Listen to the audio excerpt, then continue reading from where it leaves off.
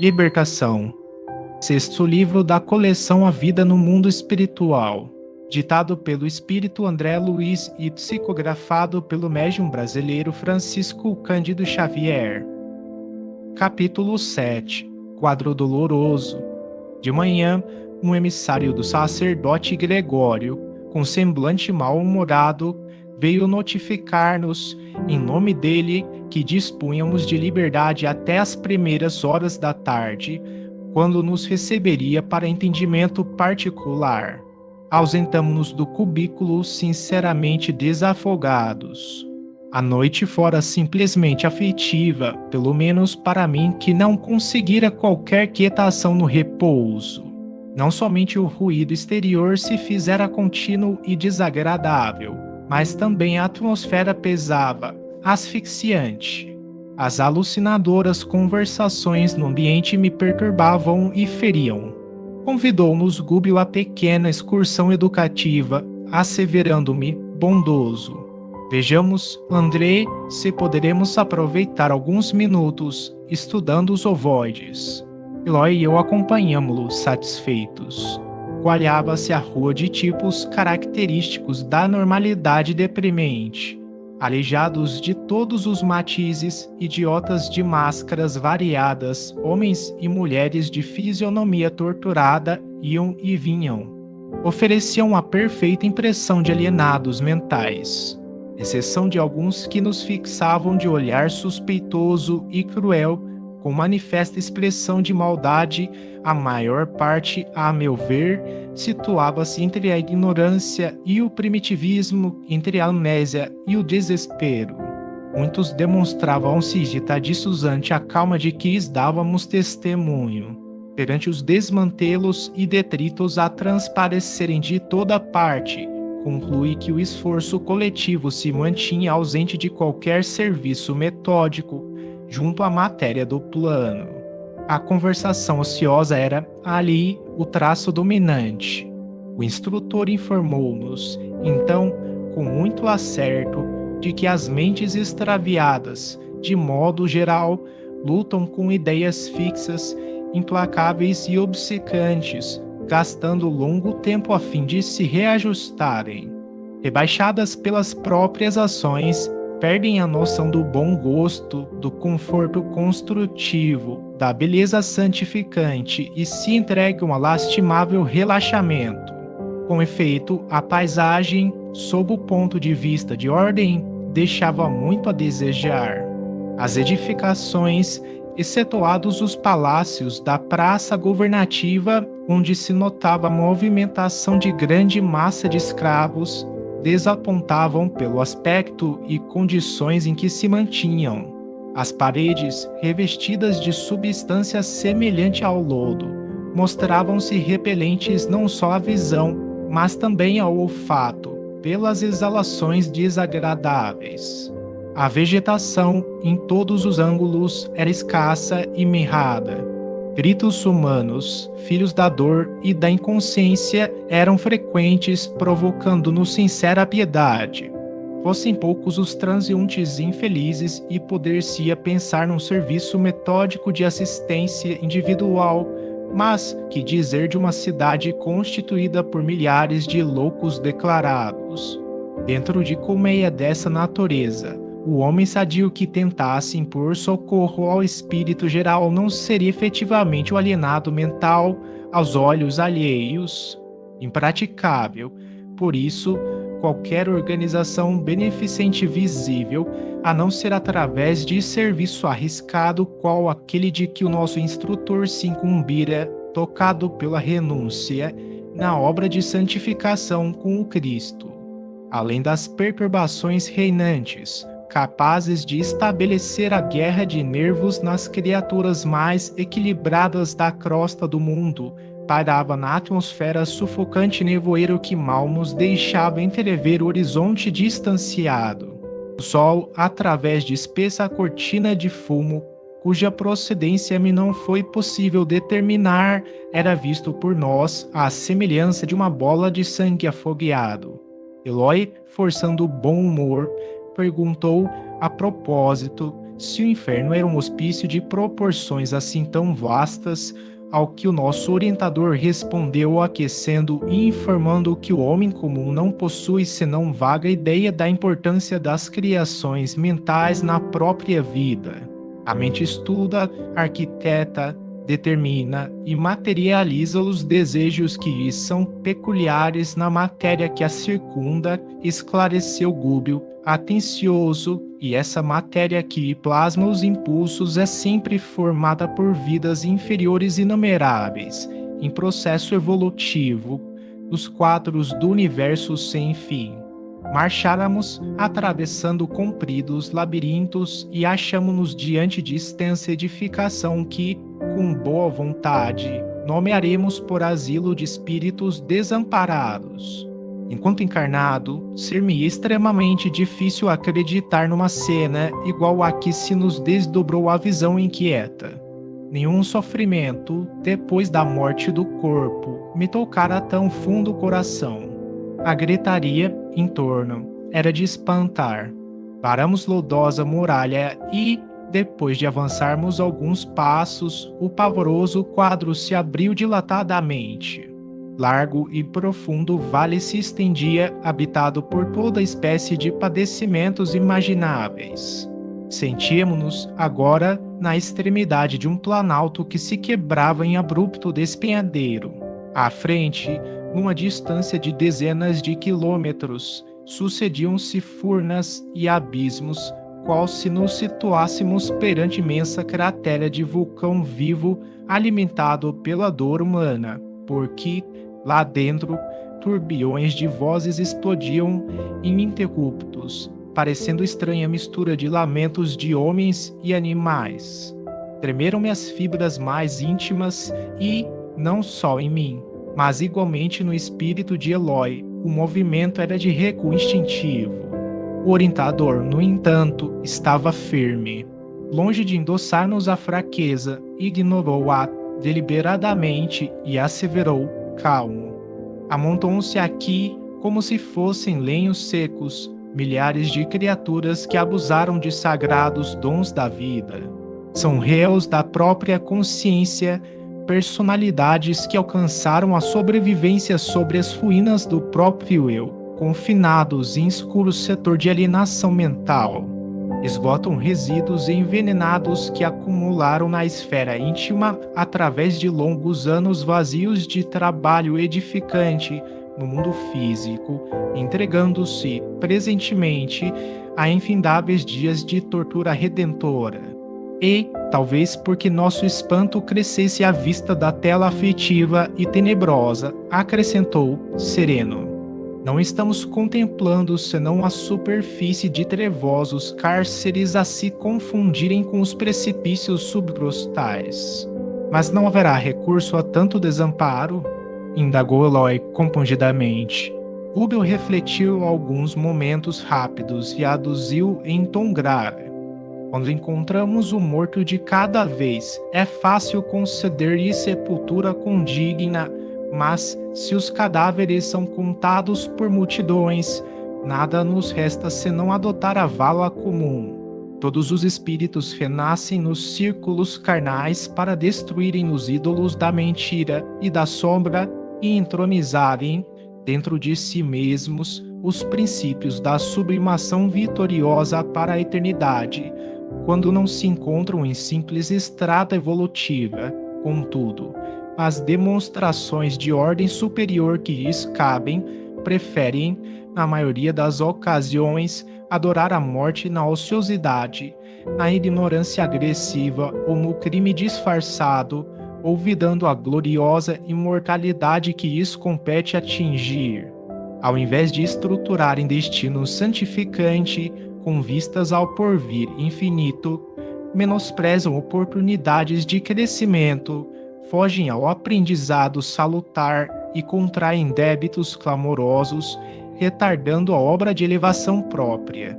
E se eles mesmos, senhores de preciosos dons de inteligência, com todo o acervo de revelações religiosas de que dispõem para solucionar os problemas da alma, se confiam voluntariamente a semelhante atraso, que nos resta fazer senão seguir nas linhas de paciência por onde se regula a influenciação dos nossos benfeitores. Sem dúvida, esta paisagem é inquietante e angustiosa, mas compreensível e necessária. Perguntei se naqueles sítios purgatoriais não havia companheiros amigos, detentores da missão de consolar, ao que o nosso instrutor respondeu afirmativamente. Sim, disse, esta imensa coletividade dentro da qual preponderam individualidades que pelo sofrimento contínuo se caracterizam pelo comportamento subhumano, não está esquecida. A renúncia opera com Jesus em toda parte. Agora, todavia, não dispomos de ensejos para a identificação de missionários e servidores do bem. Vamos ao estudo que nos interessa de mais perto. Descemos alguns metros e encontramos esquálida mulher estendida no solo.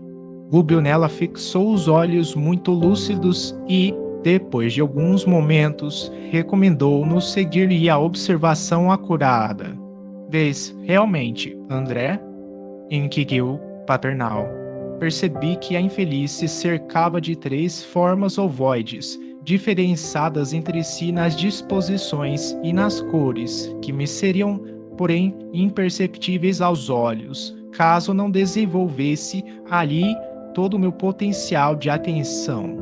Reparo, sim, expliquei, curioso, a existência de 3 figuras vivas, que se justapõem ao perispírito, apesar de se expressarem por intermédio de matéria que me parece leve gelatina, fluida e amorfa.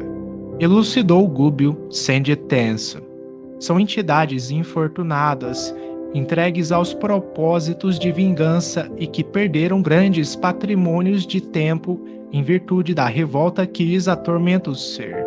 Gastaram perispírito sob inenarráveis tormentas de desesperação e mantam-se, naturalmente, a mulher que odeiam, irmã esta que, por sua vez, ainda não descobriu que a ciência de amar é a ciência de libertar, iluminar e redimir. Auscultamos de mais perto a desventurada criatura. Assumiu Gúbio a atitude do médico ante a paciente e os aprendizes. A mulher sofredora, envolvida num halo de força cinzento escura, registrou-nos a presença e gritou entre a aflição e a idiotia. Joaquim. Onde está Joaquim? Digam-me, por piedade. Para onde o levaram? Ajudem-me. Ajudem-me. O nosso orientador tranquilizou-a com algumas palavras e, não me conferindo maior atenção, além daquela que o psiquiatra dispensa ao enfermo em crise grave, observou-nos. Examinem os ovoides. Sondem-nos magneticamente com as mãos. Operei, expedito. Toquei o primeiro e notei que reagia positivamente.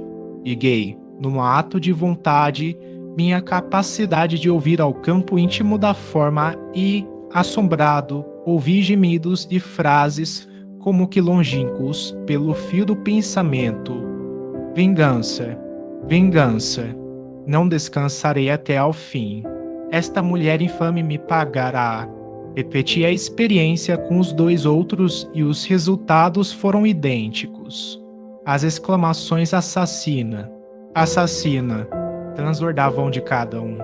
Após afagar a doente com fraternal carinho, analisando-a atencioso, o instrutor dirigiu-nos a palavra, esclarecendo. Joaquim será naturalmente o companheiro que a precedeu nas lides da reencarnação. Certo, já regressou à terra mais densa, a fim de preparar-lhe lugar. A pobrezinha está esperando o ensejo de retorno à luta benéfica. Vejo-lhe o drama cruel. Foi tirânica senhora de escravos no século que findou. Percebo-lhe as recordações da fazenda próspera e feliz nos arquivos mentais. Foi jovem e bela, mas desposou, consoante o programa de provas salvadoras, um cavalheiro de idade madura que, a seu turno, já assumira compromissos sentimentais com humilde filha do cativeiro. Embora a mudança natural de vida à face do casamento não abandonou-lhe o débito contraído. Em razão disso, a pobre mãe e escrava, ainda moça, penitente e desditosa, prosseguiu a agregar a propriedade rural com os rebentos de seu amor menos feliz. Com a passagem do tempo, a esposa requestada e fascinante conheceu toda a extensão do assunto e revelou a irascibilidade que lhe povoava a alma. Dirigiu-se ao marido, colérica e violenta, dobrando aos caprichos que lhe exacerbavam a mente. A escrava sofredora foi separada de ambos os filhos que possuía e vendida para uma região palustre onde em breve encontrou a morte pela febre maligna. Os 2 rapazes, metidos no tronco, padeceram vexames e flagelações em frente da senzala. Acusados de ladrões, pelo capataz, a instâncias da senhora dominada de egoísmo terrificante, passaram a exibir pesada corrente no pescoço ferido. Viveram no passado, sob humilhações incessantes. No curso de reduzidos meses, caíram sem remissão, minados pela tuberculose que ninguém socorreu. Desencarnados, reuniram-se à genitora revoltada, formando um trio perturbador na organização ruralista que os expulsara, sustentando sinistros propósitos de desforço. Não obstante convidados à tolerância e ao perdão por amigos espirituais que os visitavam frequentemente, nunca cederam um tio nos planos sombrios em que penhoraram o coração. Atacaram, desapiedados, a mulher que os tratara com dureza, impondo-lhe destrutivo remorso ao espírito vacilante e fraco. Dominando-lhe a vida psíquica, transformaram-se para ela em perigosos carrascos invisíveis, utilizando todos os processos de luta suscetíveis de acentuar-lhe as perturbações. Adoeceu ela, por isso, gravemente, desafiando conselhos e medidas de cura. Embora socorrida por médicos e padres diversos, não mais recobrou o equilíbrio orgânico. Arrasou-se o corpo físico, a pouco e pouco, incapaz de expandir-se mentalmente, o idealismo superior, que corrige desvarios íntimos e faculta a cooperação vibratória das almas que respiram em esferas mais elevadas. A desditosa fazendeira sofreu, insulada no orgulho destrutivo que lhe assinalava o caminho, 10 anos de mágoas constantes e indefiníveis. Para o que possuía, por sua vez, amigos prontos a lhe estenderem generosas mãos por ocasião da morte do corpo que se tornou inevitável. Contudo, quando nos ensiguecemos no mal, inabilitamo-nos por nós mesmos à recepção de qualquer recurso do bem. O instrutor fez ligeira pausa na narrativa e continuou.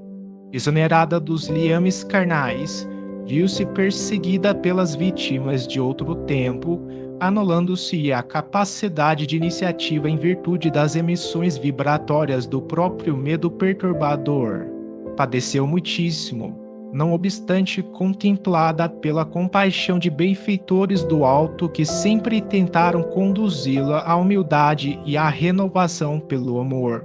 Mas o ódio permutado é uma fornalha ardente, mantenedora de cegueira e sublevação. Desencarnado esposo, veio semilouco encontrá-la no mesmo invencível abatimento, incapaz de socorrê-la em vista das próprias dores que o constrangiam a difíceis retificações. Os impiedosos adversários prosseguiram na obra deplorável e, ainda mesmo depois de perderem a organização perispirítica, aderiram a ela com os princípios de matéria mental em que se revestem. A revolta e o pavor do desconhecido, com absoluta ausência de perdão, ligam-nos uns aos outros, quais algemas de bronze. A infeliz perseguida, na posição em que se encontra, não os vê, não os apalpa, mas sentis a presença e ouvis as vozes através da inconfundível acústica da consciência. Vive atormentada, sem direção. Tem o comportamento de um ser quase irresponsável. A infortunada criatura não parecia registrar as informações ditas ali em voz alta e que lhe diziam respeito. Clamava amedrontada pelo auxílio do companheiro. Vali-me ainda do ensejo para algumas indagações. Diante deste quadro comovedor, como encarar a solução? Desfechei a pergunta direta. Rubio, todavia, observou, muito calmo. Gastaremos tempo. A perturbação vem de inesperado, instala-se à pressa, entretanto, retira-se muito devagar. Aguardemos a obra paciente dos dias. Após uma pausa expressiva, acentuou.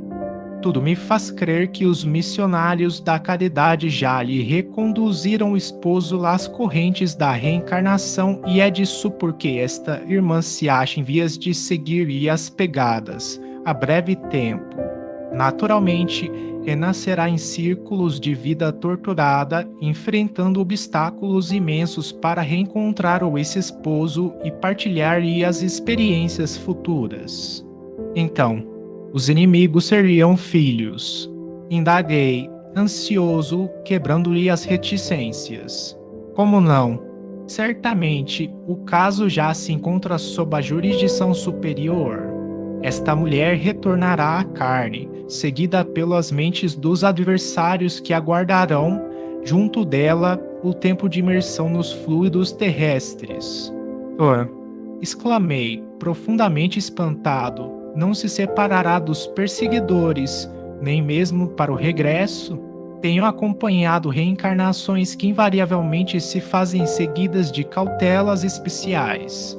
Sim, Andrei, concordou o instrutor, reparaste nos processos em que funcionaram elementos intercessores de vulto, atendendo-se à nobilitante missão dos interessados no futuro e, com o auxílio divino, semelhantes casos contam-se por milhões.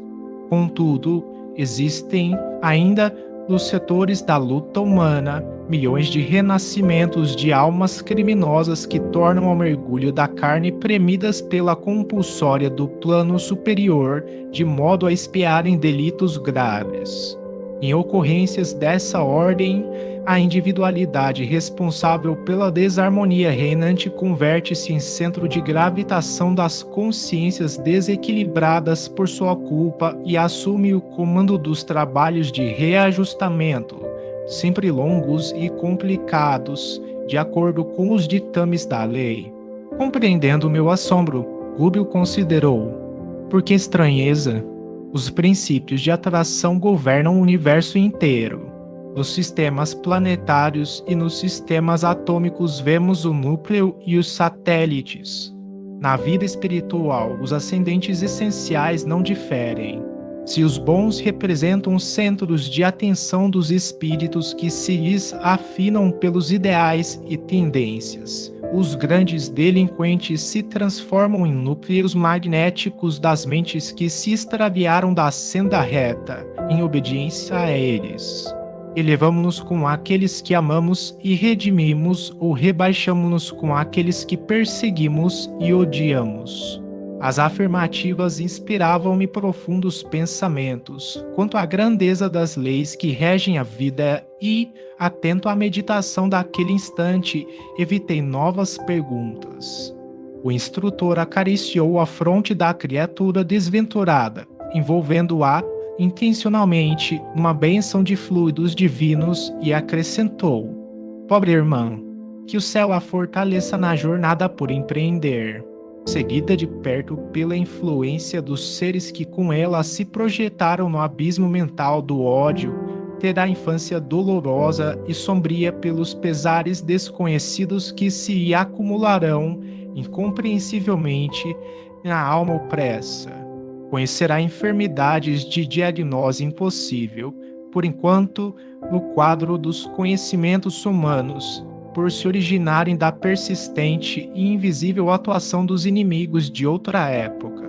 Terá mocidade torturada por sonhos de maternidade e não repousará intimamente, enquanto não oscular no próprio colo os 3 adversários convertidos. Então, em filhinhos tenros de sua ternura sedenta de paz, transportará consigo 3 centros vitais desarmônicos e, até que os reajuste na forja do sacrifício, recambiando-os à estrada certa, será, na condição de mãe, um imã atormentado ou a sede obscura e triste de uma constelação de dor. O estudo era, sem dúvida, absorvente e fascinante, mas a hora controlava-nos o serviço e era imperioso regressar.